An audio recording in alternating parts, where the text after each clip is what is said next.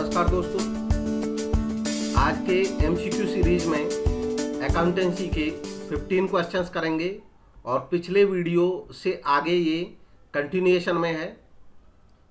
231 question है आज का पहला। Balance of debenture sinking fund is finally transferred to.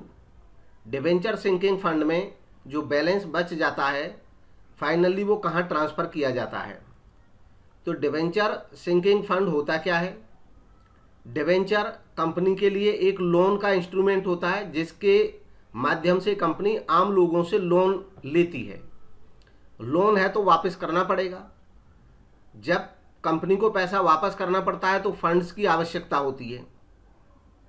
इसके लिए कंपनी के लिए एक अच्छा तरीका रहता है कि वो जब तक कंपनी डिवेंचर्स को यूज करती है हर साल अपने प्रॉफिट में से कुछ पैसा बचा करके डिवेंचर्स को रिडीम करने के लिए एक फंड बनाती रहती है। उसको डिवेंचर रिडेम्पशन फंड या डिवेंचर सिंकिंग फंड बोल सकते हैं। जो पैसा इस फंड में ट्रांसफ़र किया जाता है वो दरअसल डिविजिबल प्रॉफिट्स का पैसा होता है। जो पैसा प्रॉफिट में लास्ट में बच जाता है सारे खर्चों को काटने के बाद, उस पैसे पे हक होता है शेयर होल्डर्स का। कंपनी इस पैसे को शेयर होल्डर्स को ना बांट करके डिविडेंड के तौर पे इससे सिंकिंग फंड बना लेती है और डिवेंचर होल्डर्स की पेमेंट कर देती है जब डिवेंचर ड्यू हो जाते हैं। जब पेमेंट हो जाती है डिवेंचर होल्डर्स की, अब क्योंकि सिंकिंग फंड तो एक ट्रांसफर एंट्री है, केवल प्रॉफिट का बैलेंस ट्रांसफ़र कर दिया सिंकिंग फंड में। एक्चुअल में डिवेंचर्स की पेमेंट हुई तो कैश पेमेंट हुई। सिंकिंग फंड बनाने का फ़ायदा केवल ये होता है कि जो प्रॉफिट डिविडेंड के तौर पे बंट सकता था वो बच गया, बंटने से बंटा नहीं। तो कुल मिलाकर के ये केवल एक बुक एंट्री ही होती है सिंकिंग फंड। सिंकिंग फंड कोई आइटम नहीं है अपने आप में। जो प्रॉफिट थे वो हमने यहाँ ट्रांसफ़र कर दिए और जो प्रॉफिट कैश डिविडेंड के तौर पर बंटने थे उनसे पेमेंट कर दी डिवेंचर होल्डर्स को। अब चूंकि इन फंड्स का जो ओनरशिप राइट था वो तो शेयर होल्डर्स के पास था, तो इसलिए ये पैसा शेयर होल्डर्स का ही रहेगा। टेम्परेरी खाली कैश का अरेंजमेंट हुआ ये तो पेमेंट के लिए। ये जो फंड है ये एज इट इज बना रह गया सिंकिंग फंड। लास्ट में कंपनी सिंकिंग फंड को ट्रांसफ़र कर देती है फिर से जनरल रिजर्व में, क्योंकि जनरल रिजर्व पे अधिकार होता है शेयर होल्डर्स का। तो जो कैश था वो तो पेमेंट में यूज हो गया, अब कैश तो कंपनी के पास बचा नहीं। तो इसलिए कंपनी कहती है कि हमने आपके रिजर्व्स में ये पैसा रखा हुआ है, आपके रिजर्व्स बढ़ गए हैं। इन रिजर्व्स का बाकी समय किसी अन्य काम में यूज हो सकता है। इनसे बोनस शेयर इशू कर सकती है कंपनी चाहे तो इस तरीके से फाइनली ये सिंकिंग फंड का पैसा जनरल रिजर्व में ही चला जाता है। सही जवाब है option C, general reserve account. Next है debenture can be redeemed by. Debentures को रिडीम किन तरीकों से किया जा सकता है? डिवेंचर यानी कि लोन, और इसकी रीपेमेंट किस तरीके से कंपनी कर सकती है, कौन कौन से तरीके अपनाए जा सकते हैं? तो गिवन ऑप्शंस में से सही जवाब है ऑप्शन डी। कंपनी तीनों ही तरीके अपना सकती है, ABC। कंपनी अपने स्वयं के डिवेंचर्स को ओपन मार्केट से खरीद सकती है और फिर इनको कैंसिल कर सकती है, ये भी एक तरीका है रिडीम करने का। कंपनी इनको कन्वर्ट कर सकती है नए टाइप के डिवेंचर्स में। इसके अलावा कंपनी इनको शेयर्स में कन्वर्ट कर सकती है। इन डिवेंचर्स की जगह जो डिवेंचर होल्डर्स हैं उनको बदले में शेयर्स दे सकती है। नेक्स्ट है 233। इसमें पूछा है premium on issue of debenture is shown in the balance sheet under. अगर डिवेंचर प्रीमियम पे इशू किए जाएं तो प्रीमियम पे जब डिवेंचर इशू किए जाएंगे तो ये प्रीमियम कंपनी के लिए एक कैपिटल गेन होगा, पूंजीगत लाभ होगा। और पूंजीगत लाभ जो होता है वो बैलेंस शीट में कैपिटल रिजर्व के तरह ही सिक्योरिटी प्रीमियम रिजर्व नाम से यहाँ पे दिखाया जाता है। Securities premium reserve, securities premium reserve दिखाया जाएगा रिजर्व्स एंड सरप्लस नाम की हेडिंग में। और रिजर्व्स एंड सरप्लस जो हेडिंग होती है ये लायबिलिटी साइड में ही रहती है। तो गिवन ऑप्शंस में बी इसका सही जवाब हो गया। रिजर्व्स एंड सरप्लस के अंतर्गत इसको दिखाया जाता है। नेक्स्ट है the share premium account should be shown under. Share premium account दिखाया जाता है इनमें से किसके अंतर्गत? गिवन ऑप्शंस में से सही जवाब है option A, reserves and surplus. Share premium यानी कि शेयर पे जो प्रीमियम मिलता है या डिबेंचर पे जो प्रीमियम मिलता है वो सभी सिक्योरिटी प्रीमियम रिजर्व नाम से ही जाने जाते हैं। सिक्योरिटी प्रीमियम रिजर्व और रिजर्व्स एंड सरप्लस में ही दिखाए जाते हैं। नेक्स्ट है which of the following is an example of long term liability. इनमें से लॉन्ग टर्म लायबिलिटी का एग्जाम्पल कौन सा है? तो गिवन ऑप्शंस में सही जवाब है ऑप्शन ए, मॉर्टगेज। मॉर्टगेज होता क्या है? प्रैक्टिस में मॉर्टगेज वर्ड यूज किया जाता है जब कोई संस्था लंबी अवधि के लिए लोन लेती है बैंक से या किसी फाइनेंशियल इंस्टीट्यूशन से, और उस बैंक या फाइनेंशियल इंस्टीट्यूशन को सिक्योरिटी के तौर पे अपनी कोई फिक्स्ड एसेट गिरवी रखती है, इनके यहाँ पे बंधक रखती है। तो इस फिक्स्ड एसेट जो होती है ये मॉर्टगेज एसेट कहलाई जाती है और इस लोन को मॉर्टगेज लोन बोला जाता है। तो ये मॉर्टगेज उसी को इंगित करता है, लॉन्ग टर्म लोन ही माना जाएगा। क्रेडिटर शॉर्ट टर्म लायबिलिटी होती है, बैंक ओवरड्राफ्ट भी शॉर्ट टर्म लायबिलिटी होती है, अकाउंट्स पेबल भी शॉर्ट टर्म लायबिलिटी होती है। नेक्स्ट है tax deducted at source appears in the balance sheet. Balance sheet में टीडीएस कहाँ दिखाया जाएगा? गिवन ऑप्शंस में सही जवाब है option C, on the liability side under current liabilities. Tax deducted at source है क्या, इसको समझना होगा। टैक्स डिडक्टेड एट सोर्स जब कोई कंपनी अपने एम्प्लॉयज़ को कोई सैलरी दे या कोई कंपनी किसी अन्य पार्टी को किसी भी तरीके की जो उस पर्सन के लिए इनकम हो वो इनकम पे करे, तो इनकम टैक्स वाले बोलते हैं कंपनी को कि आप किसी को भी यहाँ पे अपने यहाँ से कोई इनकम कमाने का मौका दे रहे हैं तो इस इनकम पे आपकी ड्यूटी बनती है कि आप टैक्स काट लीजिए और वो टैक्स सरकार के अकाउंट में जमा कराइए। तो अगर कोई टैक्स काट लेती है कंपनी तो उसको कहते हैं tax deducted at source. Source पे ही कंपनी ने काट लिया।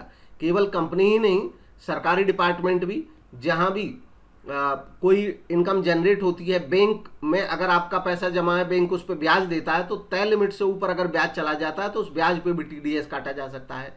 यानी कि जहां सोर्स है इनकम का वहीं पे टैक्स काट लिया जाता है, और जो संस्था इस इनकम को प्रोवाइड करती है, दूसरे पर्सन को देती है, जिसको इनकम मिलती है, उससे वो संस्था काट के रख लिया अपने यहाँ पे। इनकम तो उस पर्सन को दे देगी कि आपकी इनकम है, और उस पर्सन को बता देगी इतना आपका टैक्स बना, ये टीडीएस हमने काट लिया है। अब ये टीडीएस जब तक कंपनी जमा नहीं कराएगी तब तक ये टीडीएस कंपनी के ऊपर लायबिलिटी है सरकार की तरफ, मतलब सरकार को ये पैसा पे करना है। अगर ये टीडीएस जमा करा देगी सरकार के यहाँ तब तो बैलेंस शीट में दिखेगा ही नहीं, लेकिन अगर बचा हुआ है और बैलेंस शीट में दिखाना है तो हर हाल में ये लायबिलिटी साइड में दिखेगा और करंट लायबिलिटीज में दिखेगा। नेक्स्ट है 237, इसमें पूछा है rounding off rule for figures in the presentation of financial statement of companies.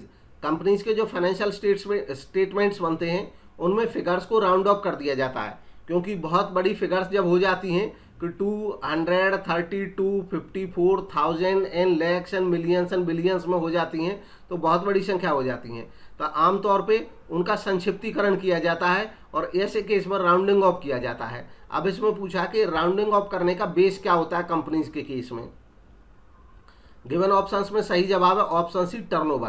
Company के टर्नओवर के आधार से डिसाइड होता है, जैसा कंपनी का टर्नओवर होता है उसी हिसाब से राउंड ऑफ करना होता है। अगर किसी कंपनी का टर्नओवर 100 करोड़ से कम है, लेस देन 100 करोड़ है अगर टर्नओवर, तो ऐसे केस में नियरेस्ट 100 में या 1000 में या लैक्स में या मिलियंस में या अगर कोई डेसिमल है तो उसमें राउंड ऑफ कर दिया जाता है।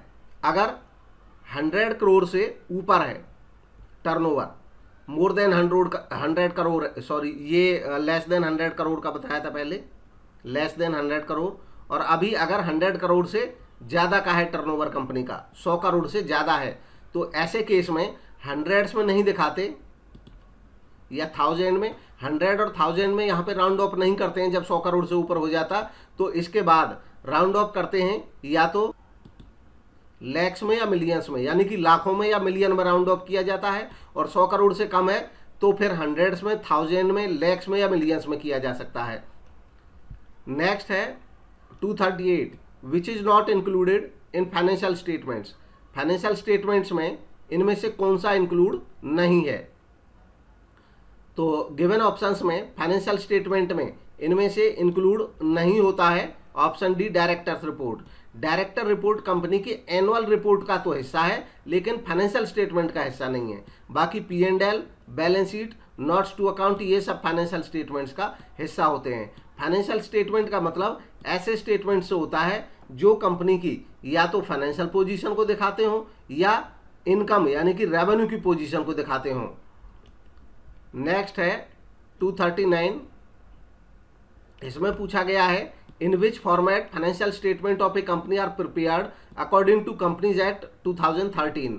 कंपनी अधिनियम 2013 से पहले प्रचलन था कि कंपनी चाहे तो हॉरिजॉन्टल या वर्टिकल कैसे भी प्रारूप में अपने स्टेटमेंट्स को बना सकती थी, लेकिन कंपनीज एक्ट 2013 में ये तय कर दिया है कि अब कोई भी कंपनी अपने फाइनेंशियल स्टेटमेंट्स बनाएगी तो वो वर्टिकल फॉर्मेट में होंगे, लंबवत फॉर्म में होंगे यानी कि रिपोर्ट फॉर्मेट में होंगे। ये वर्टिकल या हॉरिजॉन्टल क्या होता है? हॉरिजॉन्टल फॉर्मेट होता है कि जैसे बैलेंस शीट का जो हम सोल ट्रेडर वगैरह के लिए बनाते हैं इस टाइप का फॉर्मेट, ये लायबिलिटीज हो गए, ये एसेट्स हो गए, जब ऐसे बनाते हैं तो ये हॉरिजॉन्टल है। ऐसे ही P&L का जब हम T फॉर्मेट बनाते हैं प्रॉफिट एंड लॉस अकाउंट का तो ये भी हॉरिजॉन्टल फॉर्मेट है। वर्टिकल फॉर्मेट होता है जब बैलेंस शीट का फॉर्मेट इस तरीके से बनता है यानी कि कोई दो साइड नहीं होती हैं, केवल अमाउंट्स का कॉलम रहता है, इधर पर्टिकुलर्स रहते हैं और हम यहाँ पे लिखते हैं कि कंपनी की equities and liabilities dash dash dash उनको डिटेल कर देते हैं। फिर जब कंप्लीट हो जाती हैं तो एक पूरा हो जाता है पार्ट, फिर उसके बाद अगला पार्ट शुरू कर देते हैं, अगला पार्ट ड्रॉ करना शुरू कर देते हैं। यहाँ पे लिख देते हैं एसेट्स और एसेट्स की detail dash dash dash detail हो गई और यहाँ पे फिर से टोटल हो गया, केवल इस तरीके से। तो ये रिपोर्ट फॉर्म या वर्टिकल कहलाती है। ऐसे इनकम स्टेटमेंट जब बनाते हैं तो इनकम स्टेटमेंट में भी इसी तरीके से बनता है। सेल्स लिखते हैं, सेल्स में से cost of goods sold less करते हैं, प्रॉफिट घटाते चले जाते हैं, अगले आइटम आते चले जाते हैं और एक ही साइड में चलते रहते हैं, लास्ट तक हम नेट प्रॉफिट तक पहुंच जाते हैं। तो ये वर्टिकल फॉर्मेट होते हैं। नेक्स्ट है 240, इसमें पूछा है which of the following is not a tool for analysing financial statement. Financial statement को एनालाइज करने का इनमें से टूल कौन सा नहीं है, जो नहीं है उसकी पहचान करनी है। तो गिवन ऑप्शंस में सही जवाब है option B profit and loss account statement. Profit and loss account statement एक फाइनेंशियल स्टेटमेंट है, फाइनेंशियल स्टेटमेंट है। ये फाइनेंशियल स्टेटमेंट को एनालाइज करने का टूल नहीं है। बाकी ये टूल्स हैं, ट्रेंड एनालिसिस करना, फंड फ्लो एनालिसिस करना, रेशियो एनालिसिस करना, ये एनालिसिस करने में मदद करते हैं। प्रॉफिट एंड लॉस अकाउंट हमें रिपोर्ट करता है, ये एक रिपोर्ट है कि प्रॉफिट कितना हुआ या लॉस कितना हुआ। और जब हम अपने फाइनेंशियल स्टेटमेंट को एनालाइज करना चाहते हैं तो इन फाइनेंशियल स्टेटमेंट को एनालाइज करने के लिए जो टूल्स यूज किए जाते हैं वो होते हैं रेशियो के आधार पे कर रहे हैं तो रेशियो एनालिसिस टूल हो गया, कैश फ्लो बना के कर रहे हैं तो कैश फ्लो एनालिसिस हो गया, फंड फ्लो बना के करेंगे तो फंड फ्लो एनालिसिस हो गया, और जब कई साल के डेटा को कंपैरेटिव फॉर्म में रखते हैं, कई वर्षों के डेटा को, तो वो ट्रेंड एनालिसिस हो जाता है। नेक्स्ट है 241, in a dash statement each account is expressed as a percentage of the value of sales. कौन से स्टेटमेंट की बात हो रही है जिसके बारे में ये पूछ रहे हैं कि ईच अकाउंट एक्सप्रेस किया जाता है as a percentage of value of sales, sales के परसेंटेज के तौर पे दिखाते हैं हर अमाउंट को और हर अकाउंट को, वो कौन सा स्टेटमेंट होता है। तो गिवन ऑप्शंस में से सही जवाब है कॉमन साइज स्टेटमेंट। ये दरअसल कॉमन साइज इनकम स्टेटमेंट होता है। कॉमन साइज इनकम स्टेटमेंट कैसे बनता है? कॉमन साइज इनकम स्टेटमेंट में जो नेट सेल होती है, नेट सेल जितनी भी होगी उसको 100 मान लिया जाता है। अब इस नेट सेल में से आप कॉस्ट ऑफ गुड्स सोल्ड जितना भी लेस कर रहे हो तो वो 100 का कितना परसेंट है, आप उसमें से ऑपरेटिंग एक्सपेंसेस कितने लेस कर रहे हो वो 100 का कितना परसेंट है, यानी कि ग्रॉस प्रॉफिट आ रहा है तो वो कितना परसेंट है, नेट प्रॉफिट आ रहा है वो कितना परसेंट है, कोई पर्टिकुलर एक्सपेंस है वो कितने परसेंट है। हर चीज़ को नेट सेल के को 100 मान करके परसेंटेज में निकाल लेते हैं, कोई 2% आएगा, कोई 10% आएगा। तो इसको कहते हैं, इस स्टेटमेंट को कॉमन साइज स्टेटमेंट, यानी कि हमने कॉमन साइज कर दिया हर आइटम का।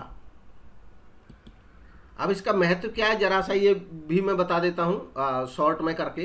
देखिए होता क्या है कि जैसे मान लो किसी कंपनी की नेट सेल है 100 करोड़, दूसरी कंपनी की नेट सेल है 15 करोड़ 15 करोड़। अब हम मान लो इनके सैलरी के एक्सपेंसेस देखें, इसके आएंगे 30 करोड़, मान लो इसके लिखे हुए हैं यहाँ पे 10 करोड़। तो देखिए हमको ये पता नहीं लगेगा कि वास्तव में ये इनमें जो सैलरी का एक्सपेंडिचर वो है किस में ज़्यादा, देखने में तो लग रहा है किसका ज़्यादा है, 30 करोड़ है, इसका 10 करोड़ है, इसका कम लग रहा है, लेकिन ये सही नहीं है। क्यों? क्योंकि इनके साइज अलग अलग है, ये बड़ी संस्था है, छोटी संस्था है, लेकिन हम परसेंटेज में देखेंगे तो हम आइडिया हो जाएगा। जैसे 30 100 का कितना परसेंट है, इसलिए हम क्या करते हैं, कॉमन साइज बनाने के समय सेल को 100 कर देते हैं, इसकी भी सेल को 100 कर देंगे, 15 वाले की को भी। तो ये जो डाटा जितने भी आते हैं फिर वो परसेंटेज में आ जाते हैं। जैसे इसका सैलरी का एक्सपेंस हम देखेंगे तो 30 100 का कितने परसेंट है, ये आ जाएगा 33.33%, और 10 15 का कितने परसेंट है ये निकाल के देखेंगे तो ये आ जाएगा 66.66। यानी कि अब हमें ये कॉमन साइज बन गया दोनों संस्थाओं का, तो इनका ज़्यादा व्यवहारिक अध्ययन कर सकते हैं हम देखेंगे कि संस्था ए में तो सैलरी का एक्सपेंडिचर उतना नहीं है, ये तो 33% है, जबकि संस्था जो बी है इसमें 66% सैलरी जा रही है, तो इनका सैलरी एक्सपेंडिचर बहुत ज़्यादा है, इससे लगभग दुगना हो रहा है, तो बहुत ज़्यादा एक्सपेंस है इनका सैलरी का। तो अब हमें पता चला व्यवहारिक तौर पर इस काम में मदद करता है हमारी कॉमन साइज स्टेटमेंट। नेक्स्ट देखेंगे 242, which of the following is not a tool for analysing financial statement. इनमें से फाइनेंशियल स्टेटमेंट को एनालाइज करने का टूल कौन सा नहीं है। तो अगेन कुछ टूल्स के नाम है, इनमें से पहचान करनी है कौन सा टूल नहीं है। तो गिवन ऑप्शन में option C cash budget, cash budget financial analysis का कोई टूल नहीं है। बाकी जो कॉमन साइज स्टेटमेंट है, कंपैरेटिव स्टेटमेंट है, कैश फ्लो स्टेटमेंट है, ये फाइनेंशियल एनालिसिस करने के ही टूल्स हैं। नेक्स्ट है 243, analysis of comparative financial statement include. Comparative financial statement का जो एनालिसिस होता है वो इंक्लूड करता है अपने आप में किसको। तो गिवन ऑप्शंस में सही जवाब है हॉरिजॉन्टल एनालिसिस। देखिए कंपैरेटिव फाइनेंशियल स्टेटमेंट जब बनते हैं तो कंपैरेटिव का मतलब होता है इस तरीके से बनाते हैं हम कि जैसे मान लो बैलेंस शीट बना रहे हैं हम, तो बैलेंस शीट में जब हम अमाउंट वाले कॉलम में लिखेंगे कि 2020 के अमाउंट, साथ ही साथ हम लिखेंगे इससे पिछले साल के 2019 के अमाउंट। जब इस तरीके से कोई स्टेटमेंट बनता है तो उसको बोलते हैं कंपैरेटिव फाइनेंशियल स्टेटमेंट। ऐसे P&L अकाउंट बनेगा तो उसमें भी 2 साल के लगातार डेटा दिखाएंगे, करंट ईयर के और प्रीवियस ईयर के। इसका फायदा क्या होता है कि हम कंपैरेटिव कर पाते हैं। जब इस टाइप का स्टेटमेंट होता है तो ये हॉरिजॉन्टल एनालिसिस का हिस्सा होता है। हॉरिजॉन्टल एनालिसिस है क्योंकि हम 2 वर्षों का या 2 संस्थाओं का बराबर करके एनालिसिस करते हैं, तो हॉरिजॉन्टल है, समान स्थिति में, क्षैतिज रूप से। नेक्स्ट है इन डायनामिक फाइनेंशियल एनालिसिस भी इवैल्यूएट। अब जो डायनामिक फाइनेंशियल एनालिसिस है उसमें हम किस चीज को इवैल्यूएट करते हैं। तो गिवन ऑप्शन में सही जवाब है option D, trend of few years. देखिए डायनामिक फाइनेंशियल एनालिसिस और स्टैटिक, स्टैटिक होता है जैसे अभी जो हम डेटा देख रहे थे, मान लो हम 1 साल के डेटा का अध्ययन कर रहे हैं 2 संस्थाओं का, तो वो तो स्टैटिक हो गया। डायनामिक होता है जब कई वर्षों की तुलना करते हैं, ट्रेंड बनाते हैं कि ईयर 1, ईयर 2, ईयर 3, ईयर 4, तो डेटा चेंज होता है, तो ऐसे एनालिसिस को कहते हैं डायनामिक एनालिसिस। नेक्स्ट है और लास्ट क्वेश्चन है इस वीडियो का, which of the following is not a technique of financial analysis. इनमें से कौन सी फाइनेंशियल एनालिसिस की टेक्निक नहीं है। तो अगेन फाइनेंशियल एनालिसिस की टेक्निक के ऊपर क्वेश्चन है, लेकिन इसमें कुछ और एक्स्ट्रा जो आइटम्स हैं वो बदले हैं। गिवन ऑप्शंस में सही जवाब है capital budgeting. Capital budgeting financial analysis की टेक्निक नहीं है। बाकी comparative financial statement, ratio analysis, fund flow, ये फाइनेंशियल एनालिसिस की टेक्निक्स हैं। कैपिटल बजटिंग क्या होती है? कैपिटल बजटिंग होती है जो कंपनी डिसीजन लेती है किसी फिक्स्ड एसेट में इन्वेस्टमेंट का, उसको कहते हैं capital budgeting. Capital budgeting decision एक इन्वेस्टमेंट डिसीजन होता है, फाइनेंशियल डिसीजन का पार्ट होता है इन्वेस्टमेंट डिसीजन, और इन्वेस्टमेंट डिसीजन में भी जब लॉन्ग टर्म इन्वेस्टमेंट का डिसीजन लेते हैं तो उसी लॉन्ग टर्म इन्वेस्टमेंट के डिसीजन को बोलते हैं कैपिटल बजटिंग। तो ये थे आज के क्वेश्चंस। कमेंट के माध्यम से आप बता सकते हैं वीडियो आपको कैसा लगा। अच्छा लगा तो लाइक जरूर करें और चैनल को सब्सक्राइब करें अगर अभी तक